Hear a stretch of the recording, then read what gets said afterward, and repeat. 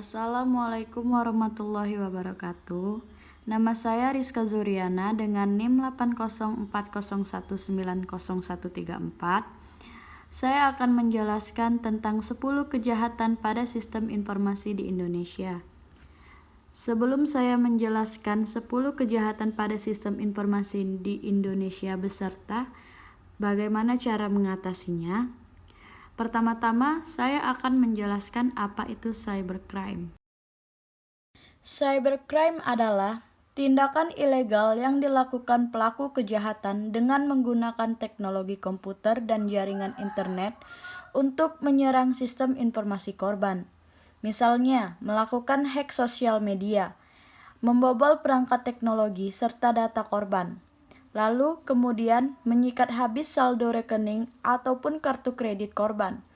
Cybercrime Indonesia diatur dalam Undang-Undang Nomor 11 Tahun 2008 tentang Informasi dan Transaksi Elektronik, yaitu Undang-Undang ITE, sebagaimana telah diubah menjadi Undang-Undang Nomor 19 Tahun 2016. Jadi, belum ada undang-undang cybercrime secara khusus. Cybercrime termasuk dalam kategori perbuatan yang dilarang dalam Undang-Undang ITE, yang dimana isinya adalah setiap orang dengan sengaja dan tanpa hak atau melawan hukum mengakses komputer dan atau sistem elektronik milik orang lain dengan cara apapun.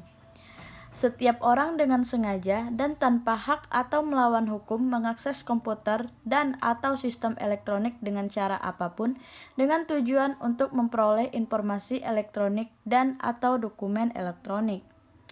Setiap orang dengan sengaja dan tanpa hak atau melawan hukum mengakses komputer dan atau sistem elektronik dengan cara apapun dengan melanggar, menerobos, melampaui.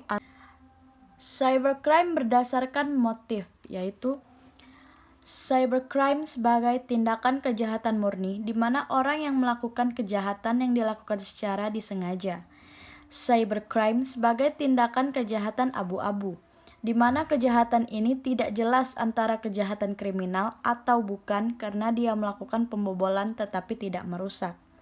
Cybercrime yang menyerang hak cipta atau hak milik, kejahatan yang dilakukan terhadap hasil karya seseorang dengan motif menggandakan, memasarkan, mengubah yang bertujuan untuk mementingkan kepentingan pribadi atau umum ataupun demi materi non-materi. Cybercrime yang menyerang pemerintah, kejahatan yang dilakukan dengan pemerintah sebagai objek dengan motif melakukan teror. Cybercrime yang menyerang individu, kejahatan yang dilakukan terhadap orang lain dengan motif dendam atau iseng yang bertujuan untuk merusak nama baik. Kasus yang pertama, dunia perbankan dalam negeri juga digegerkan dengan ulah Stephen Haryanto yang membuat situs asli tetapi palsu layanan perbankan lewat internet BCA. Lewat situs-situs aspal, jika nasabah salah mengetik situs asli dan masuk ke situs tersebut, identitas pengguna atau user ID dan nomor identifikasi personal atau PIN dapat ditangkap. Tercatat 130 nasabah tercuri data-datanya. Namun, menurut pengakuan Stephen pada situs Master Web Indonesia, tujuannya membuat situs plesetan adalah agar publik memberi perhatian pada kesalahan pengetikan alamat situs, bukan mengeruk keuntungan. Persoalan tidak terhenti di situ. Pasalnya, banyak nasabah BCA yang merasa kehilangan uangnya untuk transaksi yang tidak dilakukan. Ditengarai, para nasabah itu kebobolan karena menggunakan fasilitas internet banking lewat situs atau alamat yang membuka link ke klik BCA, sehingga memungkinkan user ID dan PIN pengguna diketahui. Namun ada juga modus lainnya, seperti tipuan nasabah telah memenangkan undian dan harus mentransfer sejumlah dana lewat internet dengan cara yang telah ditentukan. Penipu ataupun saat kartu ATM masih di dalam mesin, tiba-tiba ada orang lain menekan tombol yang ternyata mendaftarkan nasabah ikut fasilitas internet banking. Sehingga kasus yang kedua, yaitu penyerangan terhadap jaringan internet KPU. Jaringan internet di Pusat Tabulasi Nasional Komisi Pemilihan Umum sempat down atau terganggu beberapa kali. KPU menggandeng kepolisian untuk mengatasi hal tersebut. Cybercrime kepolisian juga sudah membantu domain kerjasamanya antara KPU dengan kepolisian. Kata tim teknologi informasi KPU, Husni Fahmi di kantor KPU, Jalan Imam Bonjol Menteng, Jakarta Pusat, 15 April 2019, tim kepolisian pun sudah mendatangi Pusat Tabulasi Nasional KPU di Hotel Borobudur, Jakarta Pusat. Mereka akan mengusut adanya dugaan kriminal dalam kasus kejahatan dunia maya dengan cara meretas. Kamu sudah melaporkan semuanya ke KPU. Cybercrime sudah datang, ujarnya sebelumnya. Husni menyebut sejak 3 hari dibuka, pusat tabulasi berkali-kali diserang oleh peretas. Sejak hari lalu dimulainya perhitungan tabulasi, sampai hari ini kalau dihitung-hitung sudah lebih dari 20 serangan, kata Husni. Seluruh penyerang itu sekarang sudah diblokir alamat IP-nya oleh PT Telkom. Tim TI KPU bisa mengatasi serangan karena belajar dari pengalaman 2004 lalu.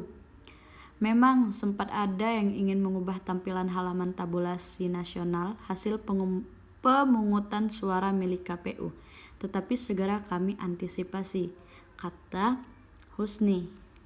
Nah, beberapa solusi untuk mencegah dari kasus di atas yaitu: yang pertama, kriptografi, seni menyandikan data. Yang kedua, internet firewall, untuk mencegah akses dari pihak luar ke sistem internal. Yang ketiga, menutup service yang tidak digunakan. Keempat, adanya sistem pemantau serangan yang digunakan untuk mengetahui adanya tamu atau seseorang yang tak diundang, atau intruder, atau adanya serangan, attack. 5. Melakukan backup secara rutin. Dan yang terakhir, adanya pemantauan integritas sistem. Kasus yang ketiga adalah Polda Daerah Istimewa Yogyakarta menangkap 5 charger dan mengamankan barang bukti bernilai puluhan juta yang didapat dari merchant luar negeri. Begitu juga dengan yang dilakukan mahasiswa sebuah perguruan tinggi di Bandung, Bay alias Sam.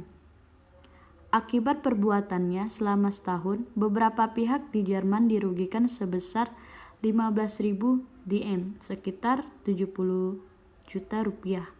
Para charger beberapa waktu lalu juga menyadap data kartu kredit dari 2 outlet pusat perbelanjaan yang cukup terkenal. Caranya, saat kasir menggesek kartu pada waktu pembayaran, pada saat data berjalan ke bank-bank tertentu, itulah data dicuri. Akibatnya banyak laporan pemegang kartu kredit yang mendapatkan tagihan terhadap transaksi yang tidak pernah dilakukannya. Nah, beberapa solusi untuk mencegah kasus di atas adalah: yang pertama, perlu adanya cyber law. Cybercrime belum sepenuhnya terakomodasi dalam peraturan atau undang-undang yang ada. Penting adanya perangkat hukum khusus mengingat karakter dari cybercrime ini berbeda dari kejahatan konvensional. 2. Perlunya dukungan lembaga khusus. Lembaga ini diperlukan untuk memberikan informasi tentang cybercrime, melakukan sosialisasi secara intensif kepada masyarakat, serta melakukan riset-riset khusus dalam penanggulangan cybercrime. Ketiga, penggunaan enskripsi untuk meningkatkan keamanan. Penggunaan enskripsi yaitu dengan mengubah data-data yang dikirimkan sehingga tidak mudah disadap. Plain text diubah menjadi ciphertext untuk meningkatkan keamanan authentication atau penggunaan user ID dan password. Penggunaan enskripsi dilakukan pada tingkat soket. Yang keempat, salah satu contoh kasus spionase dunia maya yang terkenal terjadi pada tahun 2019 pertama kali dilaporkan oleh Google. Ketika perusahaan melihat serangan yang terus-menerus terhadap pemegang akun Gmail tertentu yang kemudian diketahui milik para aktivis HAM di Cina.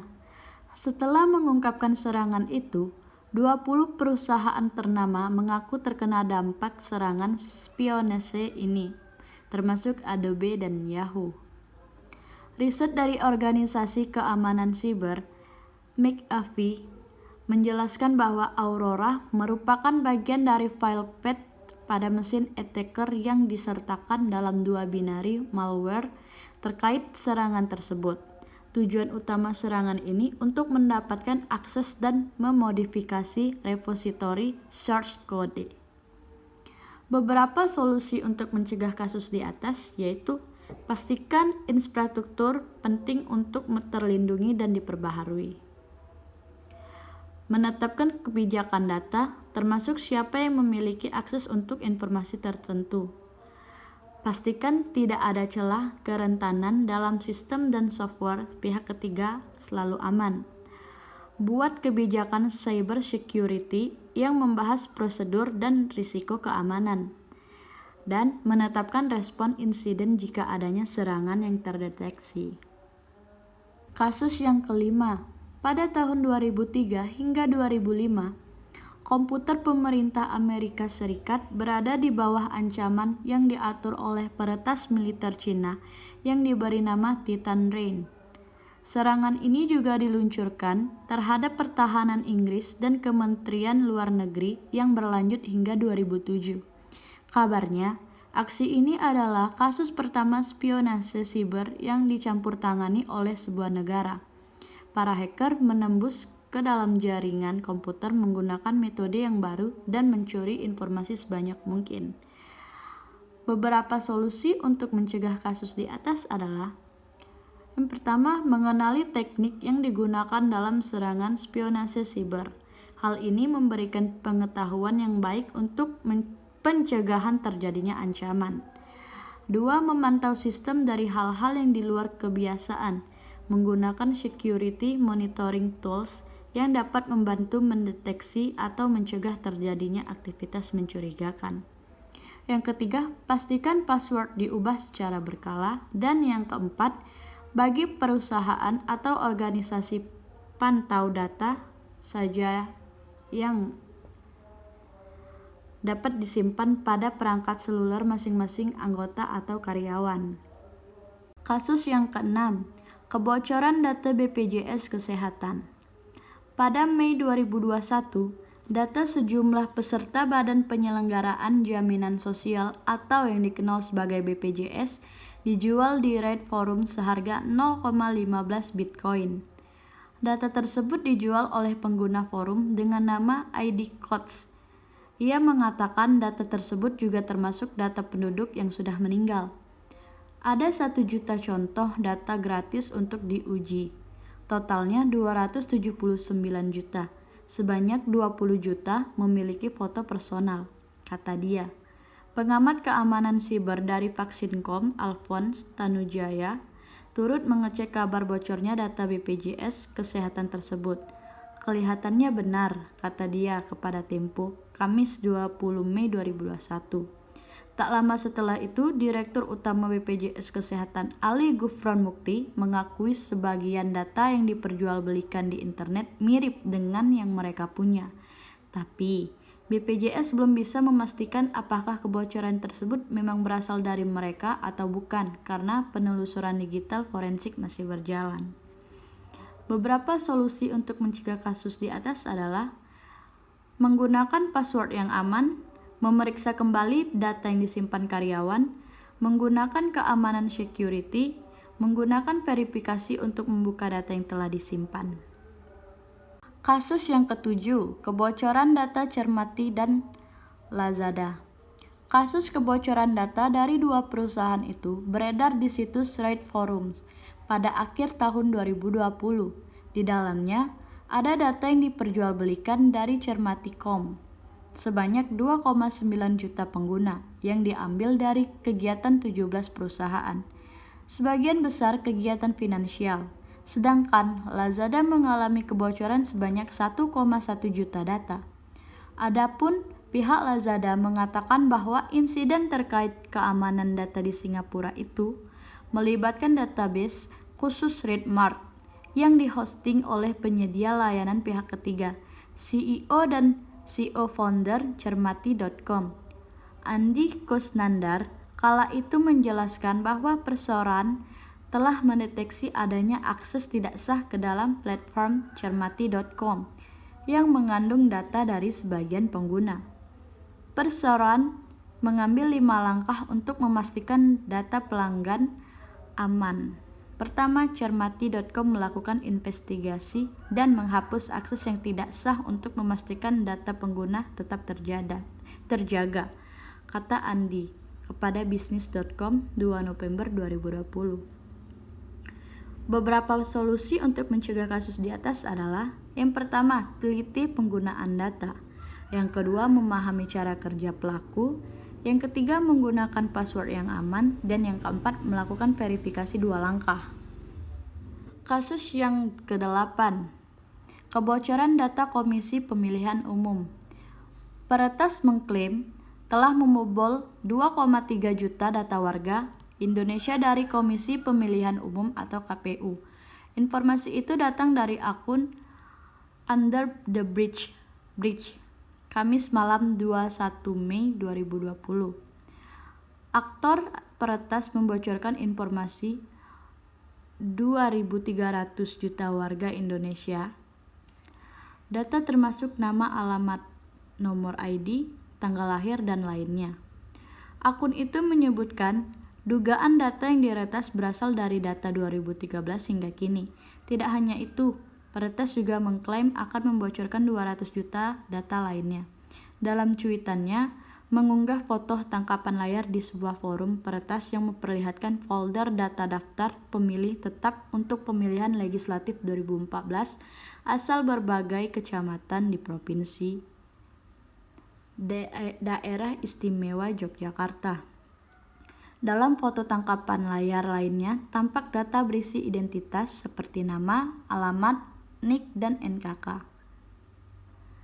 Kala itu, Komisioner Komisi Pemilihan Umum, Pirian Aziz, mengatakan data daftar pemilih tetap DPT yang bocor di media sosial bukan dari hasil peretasan situs KPU. Ia menduga data pribadi yang bocor tersebut berasal dari pihak ketiga.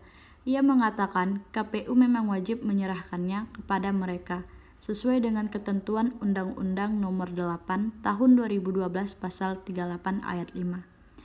Beberapa solusi untuk mencegah kasus di atas adalah: pertama, menggunakan password yang aman. Kedua, memeriksa kembali data yang disimpan karyawan. Ketiga, menggunakan keamanan security. Keempat, menggunakan verifikasi untuk membuka data yang telah disimpan. Kasus yang ke-9 yaitu situs Sekretariat Kabinet Republik Indonesia. Juli 2021. Hanya berselang beberapa hari, situs Sekretariat Kabinet atau Setkap Republik Indonesia RI yang beralamat setkap.go.id juga menjadi target serangan peretasan dengan metode DPoS. Secara sederhana, metode ini menggunakan peretas hacker mengubah tampilan halaman web target peretasan. Perubahan tersebut bermacam-macam, seperti mengganti font website, memunculkan iklan yang mengganggu, bahkan peretas juga dapat mengubah tampilan keseluruhan web sasaran. Pada 30 Juli 2021, situs setgap.go.id diretas dan tak bisa diakses. Kemudian, situs Setkap berubah tampilan menjadi hitam dengan foto yang menampilkan demonstran membawa bendera merah putih. Di bawahnya tertulis keterangan Padang Black Hat 2 Anon Illusion Team Pownet by Z Fit Lutfivik. Polisi menduga peretasan ini dilakukan demi keuntungan ekonomi. Peretas bertujuan menjual skrip backdoor dari website yang jadi target kepada orang yang membutuhkan. Menurut penyelidikan, sementara kepolisian, peretasan situs setgap.go.id terjadi akibat kelemahan pada sistem keamanan dan kelengahan operator. Lalu seminggu setelah peretasan, situs Setgap sudah kembali ke tangan pemerintah. Pihak Setkap memastikan tidak ada dokumen rahasia pada situs Setkap. Beberapa solusi untuk mencegah kasus di atas adalah: mengenali teknik yang digunakan dalam serangan spionase siber. Hal ini memberikan pengetahuan yang baik untuk pencegahan terjadinya ancaman. Memantau sistem dari hal-hal yang di luar kebiasaan menggunakan security monitoring tools yang dapat membantu mendeteksi atau mencegah terjadinya aktivitas mencurigakan. Pastikan password diubah secara berkala. Bagi perusahaan atau organisasi, pantau data apa saja yang dapat disimpan pada perangkat seluler masing-masing anggota atau karyawan. Kasus yang terakhir atau kasus yang ke-10 adalah kasus A-Hack Kemenkes Agustus 2021. Setelah kasus BPJS Kesehatan, muncul kabar peretasan pada aplikasi Electronic Health Alert atau e-Hack buatan Kementerian Kesehatan Kemenkes. Buntutnya, data milik 1,3 juta masyarakat Indonesia yang tersimpan di aplikasi e-Hack disebut bocor. Aplikasi e-Hack sendiri merupakan kartu kewaspadaan kesehatan versi modern dan menjadi salah satu persyaratan wajib bagi masyarakat ketika bepergian di dalam maupun luar negeri. Kasus kebocoran data e-Hack pertama kali diungkapkan oleh peneliti keamanan siber dari VPN Mentor yang menemukan kebocoran data di aplikasi e-Hack pada 15 Juli lalu. VPN Mentor mengklaim aplikasi e-Hack tidak memiliki protokol keamanan aplikasi yang memadai sehingga rentan ditembus atau dihack. Pihak tidak bertanggung jawab. Pengembang e-Hack disebut menggunakan database Elasticsearch yang kurang aman untuk menyimpan data. Kasus ini tidak hanya mengungkap data pengguna e-Hack, tetapi juga seluruh infrastruktur terkait e-Hack, seperti data tes COVID-19 yang dilakukan penumpang, data pribadi penumpang, data rumah sakit, hingga data staf e-Hack. Setelah 2 Juli, sistem aplikasi e-Hack yang digunakan masyarakat telah terintegrasi di aplikasi Peduli Lindungi, yang mana dari aspek infrastruktur dan servernya berbeda dari versi lama sehingga tidak terdampak insiden kebocoran data. Beberapa solusi untuk mencegah kasus di atas adalah pertama, menggunakan password yang aman. Kedua, memeriksa kembali data yang disimpan karyawan. Ketiga, menggunakan keamanan security. Keempat, menggunakan verifikasi untuk membuka data yang telah disimpan. Nah, sekian penjelasan dari saya tentang 10 kejahatan pada sistem informasi Indonesia beserta cara mengatasinya. Saya ucapkan terima kasih. Wassalamualaikum warahmatullahi wabarakatuh.